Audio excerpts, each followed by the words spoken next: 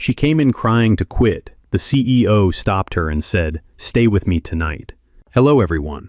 Before we begin today's story, I have a small favor to ask. Please hit subscribe and turn on the notification bell so you never miss our channel's new videos. It is quick, free, and the best way to support us in bringing you more dramatic stories like this one. Your support truly means the world to us. Where are you watching from today? Please drop your city or country in the comments below. Thank you very much. Now, let us go back to our main character.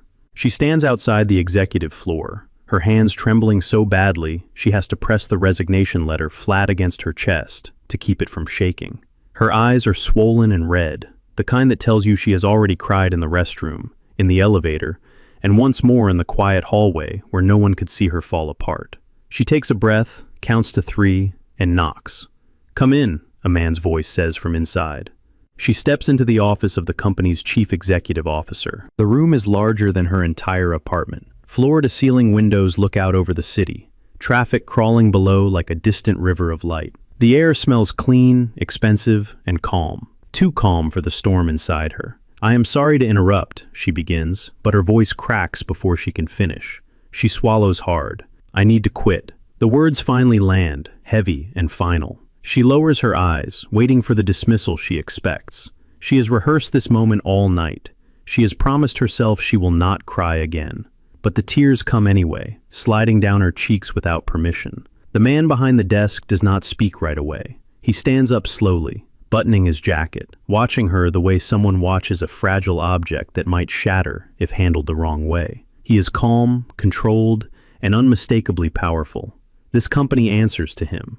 Everyone does. "Sit down," he says gently. She shakes her head. "I cannot. I just wanted to submit this and leave."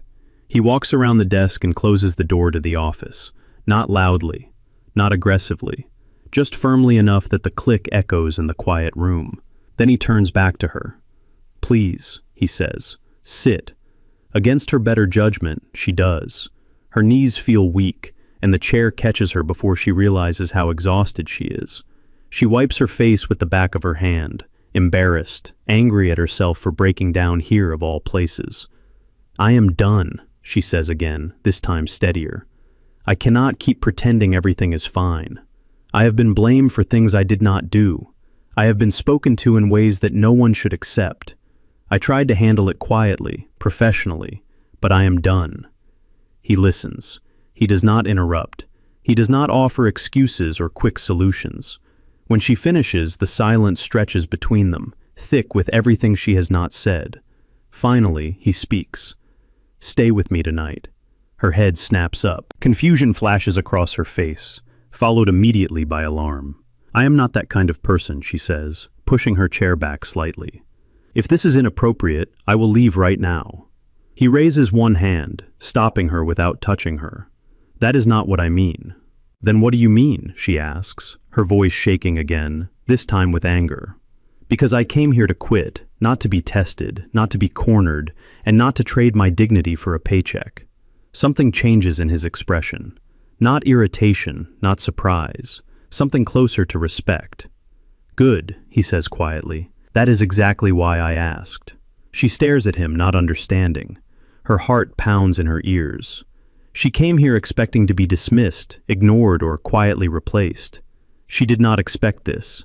She did not expect him to stop her. And she definitely did not expect those words. Outside the office, the city keeps moving. Inside, time seems to pause, holding its breath, as a decision begins to form that will change everything. She does not answer him right away. Instead, her mind drifts backward, pulled by the weight of everything that led her to this office, this chair, this moment where quitting felt like the only way to survive. 24 hours earlier, her alarm had gone off at 5:30 in the morning. She had stared at the ceiling of her small apartment, counting the cracks she had memorized over the years. Rent was due in 9 days. Her checking account balance sat just above zero. On the kitchen counter, an unopened medical bill waited beside a bottle of prescription pills her mother could not skip. She had gone to work anyway. She always did. By 8:30, the emails had started.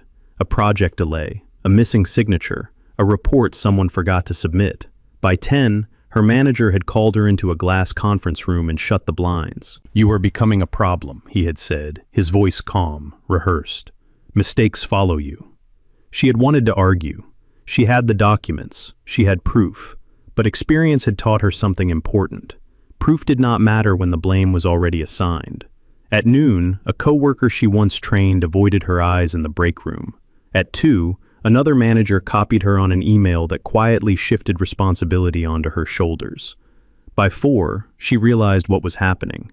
Someone higher up had decided she was expendable. When she stayed late to fix an error that was not hers, the office lights dimmed automatically around her. The building emptied. Her phone buzzed with a message from her mother, asking if she had remembered to eat. She had not. By the time she left the building that night, her chest felt tight, as if something inside her was collapsing inward. On the subway ride home, she watched her reflection in the dark window and barely recognized herself. The confident woman she used to be had been replaced by someone who flinched at notifications and apologized before speaking. That night, she printed the resignation letter with hands that shook, not because she was afraid of leaving, but because staying had started to feel dangerous. Dangerous to her health, dangerous to her sense of self. Now, sitting across from the chief executive officer, all of that weight presses back into her spine. "I am not asking for special treatment," she says quietly. "I am not asking for protection. I just cannot keep doing this." He studies her, not as an employee, but as a person. He sees the exhaustion she has tried so hard to hide. He sees someone who has been absorbing pressure for far too long without breaking. "You should not have had to," he says. The words catch her off guard, not because they are dramatic, but because they are simple, honest. He is not defending the company. He is not deflecting. He is acknowledging. She grips the edge of the chair. "Then why am I still here?" "Because you walked in ready to leave," he answers. "And people who walk away from power instead of chasing it tell me something important." She looks at him now, really looks at him. This is not a negotiation. There is no offer on the table, no promise of a raise, no guarantee of safety. "Staying tonight does not mean you agree to anything," he continues. "It means you allow me to see the situation clearly before you disappear." She exhales slowly. Her instincts tell her to leave. They always have. But another part of her, quieter and more tired, wonders what would happen if she did not run this time. "What if nothing changes?" she asks. "Then you leave tomorrow," he says without hesitation, "with your dignity intact." The room feels different now, less like a trap, more like a crossroads. She nods once, not because she trusts him completely, but because for the first time in months, someone has given her a choice that does not come with strings attached. Outside, the sun dips lower between the buildings.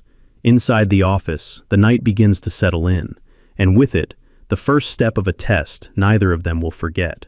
She stays, not because she is convinced, not because she suddenly feels safe.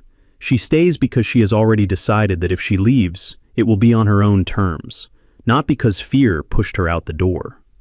The chief executive officer moves back to his desk and opens a slim folder she had not noticed before. Inside are printed reports, internal memos, and timelines marked with small notes in the margins. He does not slide them toward her. He does not invite her to read. He simply lets her see that they exist. "This is not an interrogation," he says calmly, "and this is not a negotiation." She crosses her arms, grounding herself. "Then what is it?" "A moment of clarity," he replies, "for both of us." He asks her to walk him through the last 3 months. Not opinions, not emotions, just facts. When the first incident happened, who was present, what documentation existed, where responsibility shifted without explanation. At first, she hesitates. Years of working quietly have trained her to minimize herself. But as she speaks, something unexpected happens. He listens, fully. He does not check his phone. He does not interrupt. When she pauses to remember a date, he waits. She explains how tasks were reassigned without notice, how deadlines were shortened only for her, how small mistakes were magnified while larger ones by others disappeared. She mentions the meeting where her manager praised her work publicly, then criticized the same work in private the next day. "I assumed I was doing something wrong," she admits, "so I worked harder, longer hours, fewer breaks. And when that did not fix it," he asks. I assumed it was my fault anyway. The room is quiet again. He writes something down. This is why I asked you to stay, he says. Not because I needed you here. Because I needed to see how you speak when you believe nothing is being offered. She looks at him sharply. You are testing me. Yes, he says, without flinching. But not in the way you think. He explains that he has spent years watching people perform when incentives are visible. Promotions, bonuses, recognition. Most people say the right things when they believe there is something to gain. Very few do when there is nothing promised. You came in prepared to walk away, he continues. You did not threaten. You did not bargain. You did not ask me to save you. That does not make me special, she says quietly. No, he agrees. It makes you honest. She feels a flicker of anger rise. Honesty does not pay rent. It does not stop people from abusing power. You are right, he says. That is why honesty alone is not the point. He stands and walks toward the window, looking out at the city. Power reveals itself in small patterns. The people who exploit it believe no one is watching. They rely on silence, on exhaustion, on people like you leaving quietly. He turns back to her. Tonight is not about fixing everything. It is about deciding whether the truth is worth the discomfort it causes. She thinks about the resignation letter folded in her bag, about how easy it would be to walk out tomorrow and never look back, about how many people before her have likely done the same. What happens if I stay and tell you everything? She asks. Then I act, he answers. Not because you stayed, but because what you describe aligns with what I have already seen. That sentence lands differently. Already seen. She realizes then that this night is not a trap. It is a line being drawn. If I do this, she says carefully, I am not asking for protection, and I am not asking for favors. He nods. And I am not offering either. They sit down again across from each other, no longer as superior and subordinate, but as two people facing an uncomfortable truth. Outside, the building grows quieter. Inside, the air feels heavier, charged with the knowledge that once something is seen clearly, it cannot be unseen. She takes a breath. Then let us be honest, she says, and with that, the real test begins. The night stretches on, measured not by the clock on the wall, but by the steady rhythm of truth being laid bare. He does not rush her. He does not push. Instead, he lets the silence work, knowing that people reveal the most when they believe no one is trying to extract anything from them.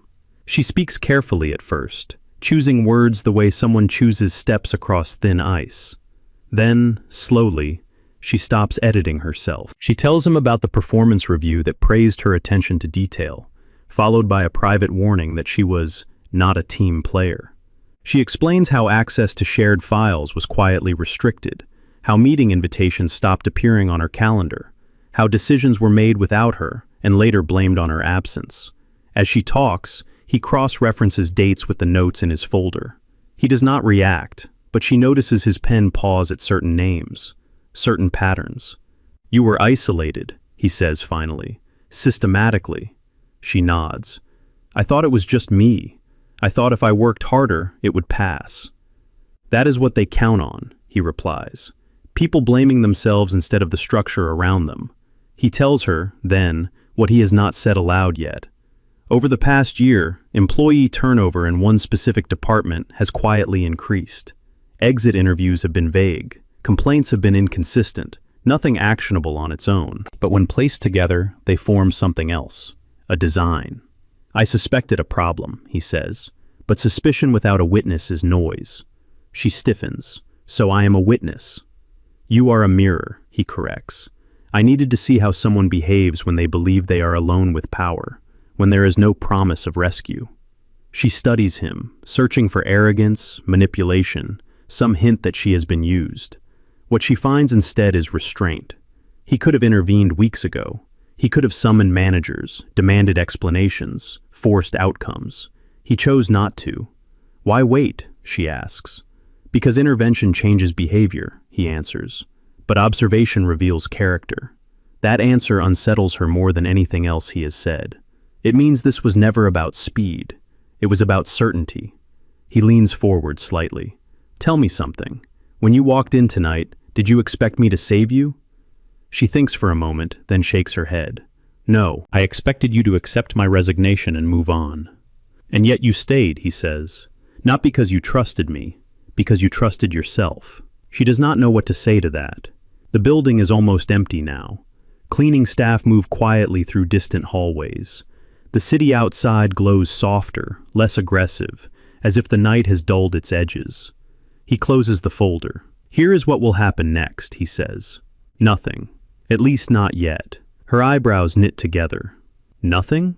Not visibly, he clarifies. Tomorrow you will return to work as usual. No announcements, no protection, no changes that you can see. Her chest tightens. Then what was the point of tonight? The point, he says calmly, is that now I know where to look, and they do not know that I am watching. She considers the risk.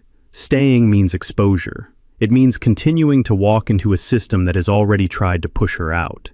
Leaving would be safer, cleaner. But leaving would also mean silence. If I stay, she says, I do not want you stepping in the moment things get uncomfortable. A small, approving pause. Agreed. And if this turns against me? It will, he says honestly, before it gets better. She exhales slowly. Fear flickers through her, followed by something steadier. Resolve. Then I will stay, she says, but not because you asked. He meets her gaze. Good, because I need you exactly as you are. Not protected, not rewarded, just honest. As she stands to leave the office, she realizes that the resignation letter is still in her bag, untouched. For the first time, it feels less like an escape and more like leverage. The night has not given her answers. It has given her a role. And somewhere in the quiet machinery of the company, something has just begun to shift. The next morning arrives without ceremony. She wakes before her alarm, the city still quiet, her thoughts already racing. For a moment, she wonders if the night before was exhaustion playing tricks on her. Then she sees the resignation letter still folded in her bag, exactly where she left it, and remembers everything. At 8:30, she walks back into the building.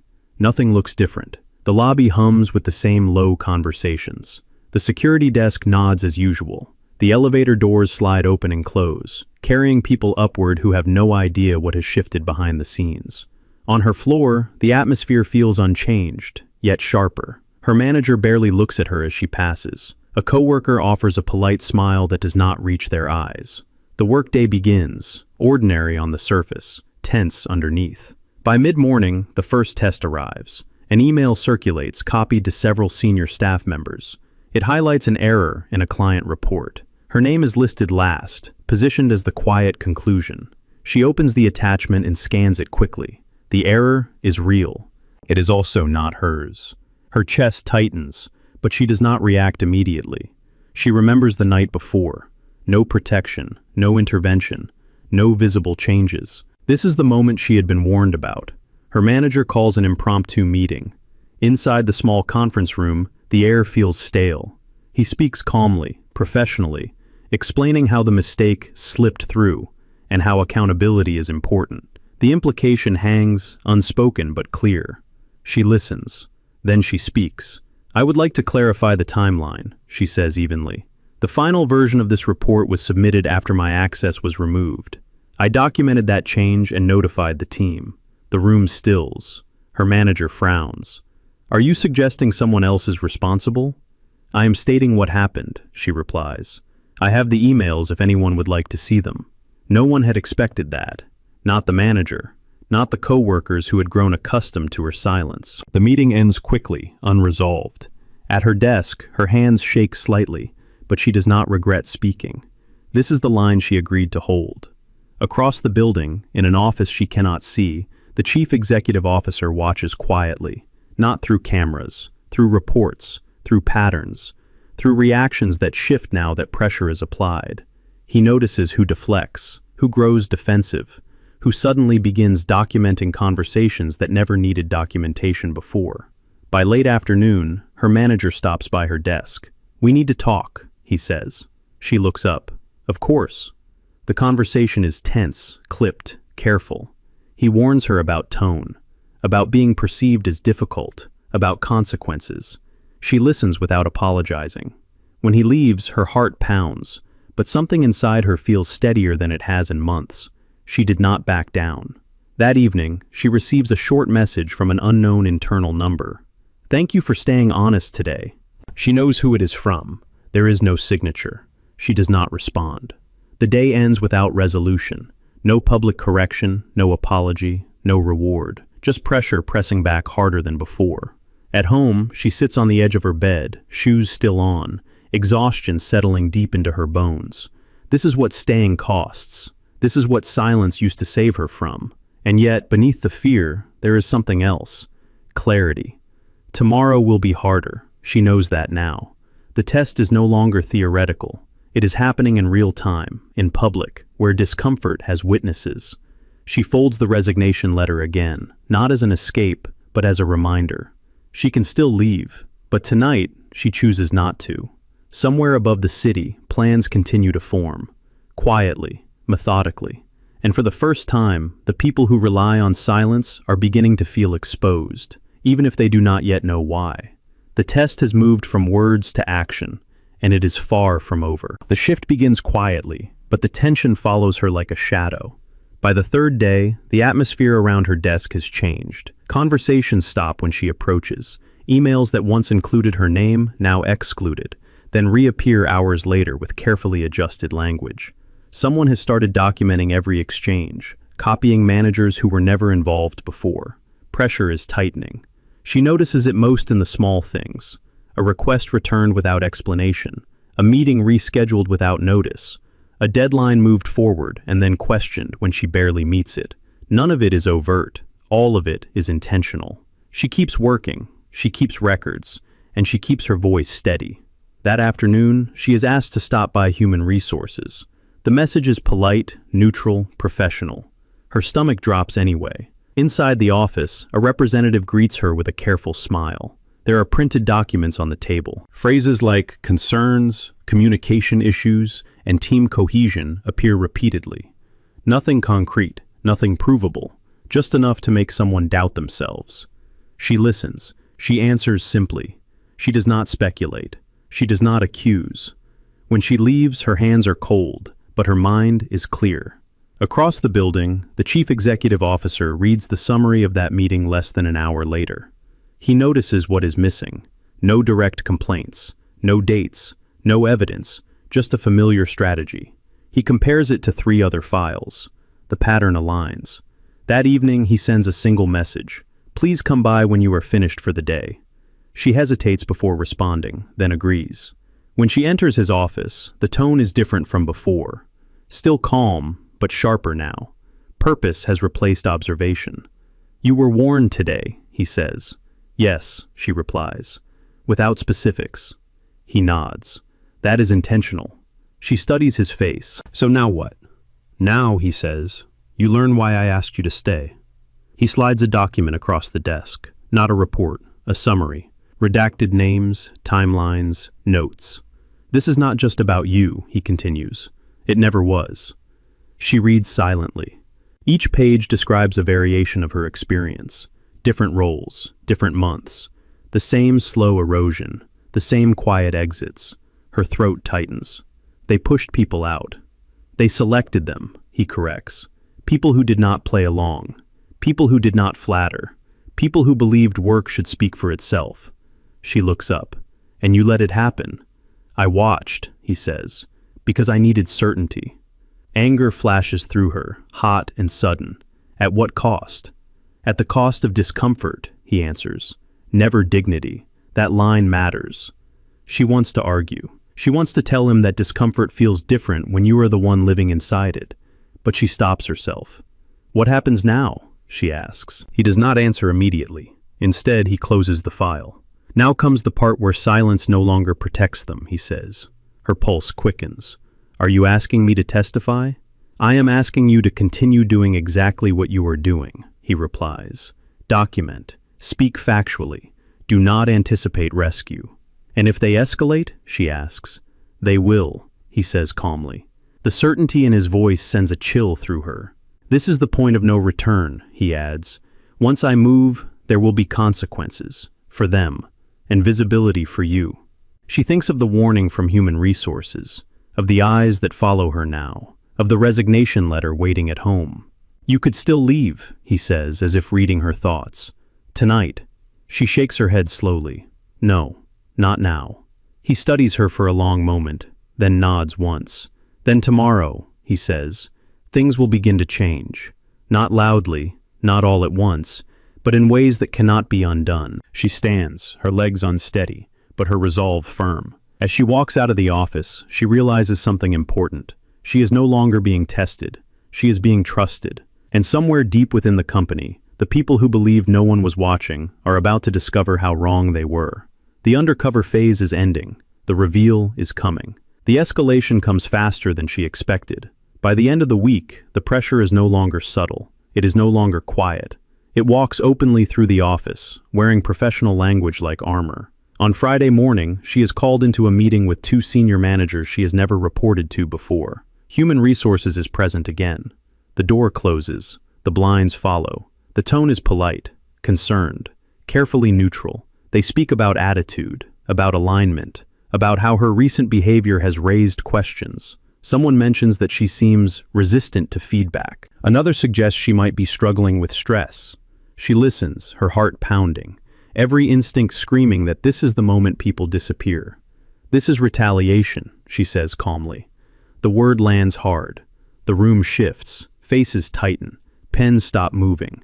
That is a serious accusation, one manager replies. I am aware, she answers. That is why I am choosing my words carefully. They end the meeting without conclusions, no warnings, no outcomes. Just a clear message delivered between the lines. Be careful. When she returns to her desk, she feels it immediately. The looks, the whispers, the sudden distance. She has crossed an invisible line, and everyone knows it. By midday, an email arrives. Subject, Performance Review Update. Her hands shake as she opens it. The language is formal, dense, and familiar. Vague concerns, development plans, a review scheduled far earlier than standard policy allows. This is the move. Her chest tightens, anger rising faster than fear. She walks straight to the executive floor. This time, she does not knock. When she enters his office, she is no longer composed. Her voice is steady, but her eyes burn. You tested me, she says, and now they are coming for me. He does not deny it. They were always going to, he replies. She drops the email on his desk. This is what staying costs. He reads it once, then sets it aside. This is the moment most people step back, he says, when silence feels safer again. Her voice cracks. You told me not to expect protection. And I did not protect you, he answers.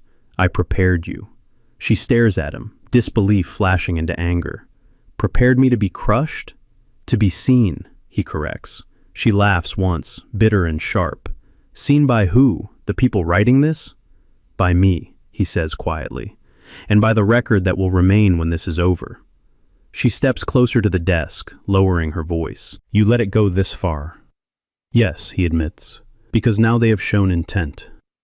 The words hang between them. You could stop this today, she says. One email, one meeting. And tomorrow, he replies, they would learn how to hide better. She turns away, her hands clenched.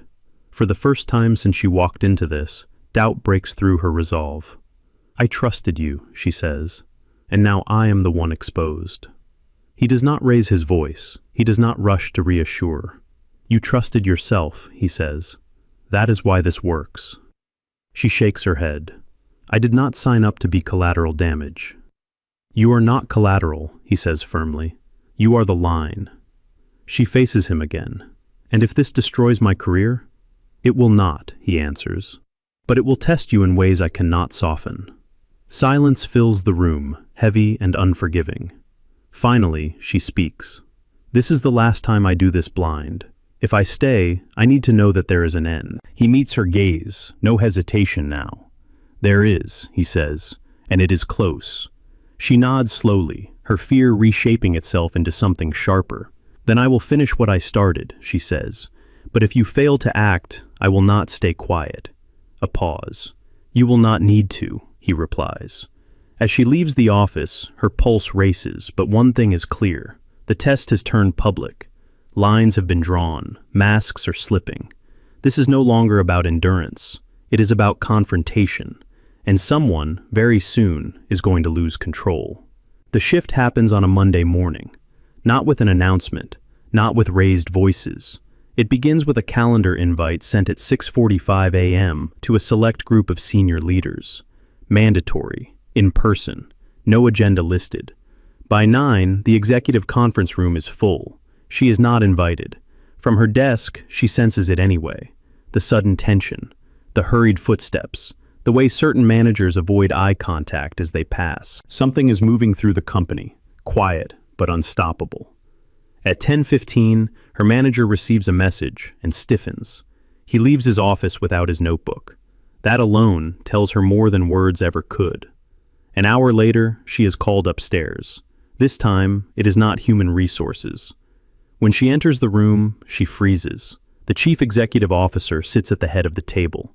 Legal counsel is present, compliance officers, 2 board members, and across from them, the people who once controlled her days sit rigid, their confidence stripped down to careful silence. She takes a seat, heart pounding, unsure why she is here. The chief executive officer does not look at her at first. He addresses the room. "We are here to discuss a pattern," he says evenly, "not an incident, not a misunderstanding, a pattern of conduct that violates both company policy and basic standards of leadership." He gestures to the screen behind him. Timelines appear, dates, emails, access logs. Performance reviews place side by side with internal communications that contradict them. The room grows still. He turns to her then. "Please confirm the accuracy of what you see." She swallows, then nods. "Yes, that reflects my experience." That is all she says. She does not accuse. She does not editorialize. The facts speak loudly enough. One manager interrupts, voice strained. "This is being taken out of context."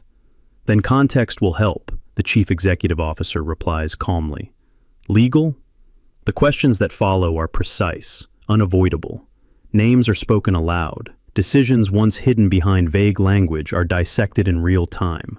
Excuses crumble quickly when documented patterns replace narrative. After 30 minutes, the room feels different. Power has shifted, and everyone can feel it. Finally, the chief executive officer stands. "Effective immediately," he says, "there will be personnel changes." No names yet, just certainty. He turns back to her. "You are free to leave," he says, "or you may stay." She hesitates, then speaks. "I will stay." Not because she needs to, because she chooses to. When the meeting ends, she walks back to her desk through a building that feels altered. Conversations resume too quickly. Smiles appear where tension once lived. People glance at her differently now, with curiosity, with relief, with something like respect. Later that afternoon, she receives an email. Subject: role confirmation. No promotion, no dramatic title, just a clear statement that her position is secure, her reporting line adjusted, her work recognized as critical to the team. That matters more than any applause. As the day ends, she receives one final message. "Thank you for not leaving when it would have been easier." She stares at the screen for a moment, then closes her laptop. The company did not change overnight. It never does. But something essential has been corrected. She did not win by being louder, or more aggressive, or more compliant. She won by staying honest when the cost was highest. And for the first time since she walked into that office ready to quit, she feels something she almost forgot was possible. Stability, not given, earned. The weeks that follow are quieter, not because nothing is happening, but because the noise has moved elsewhere. Meetings are restructured, reporting lines are clarified. People who once spoke in circles now choose their words carefully. Accountability, once abstract, has become visible. She notices it in small ways first. An invitation arrives on time. Feedback is written, specific, fair. A decision is explained instead of implied. No one praises her publicly. No one needs to. One evening, as she is finishing up her work, she receives a message asking if she can stop by the executive office before leaving. This time, there is no tension in her chest. When she enters, the atmosphere is different from that first night. The windows are open slightly. The city hums below, steady and alive. "You stayed," he says, not as a test, but as a statement. "Yes," she replies. "You could have left at any point," he continues. Many people would have. I know, she says. I almost did. He nods. That is why this mattered. There is a pause, not uncomfortable, just honest. I want to be clear, he says. What happened did not require courage from me. It required it from you. She shifts slightly. You took risks. I had options, he answers. You did not. The words land softly, but they carry weight. He hands her a single page. Not a contract, not an offer, a choice. It outlines an opportunity to work more closely with leadership, not as a symbol, not as a reward, but as someone whose judgment has already been proven under pressure. You are free to decline, he says. This is not compensation, it is trust. She reads it once, then sets it down. I will accept, she says, but only if I am allowed to remain myself. A faint smile touches his expression. That is the only version that works.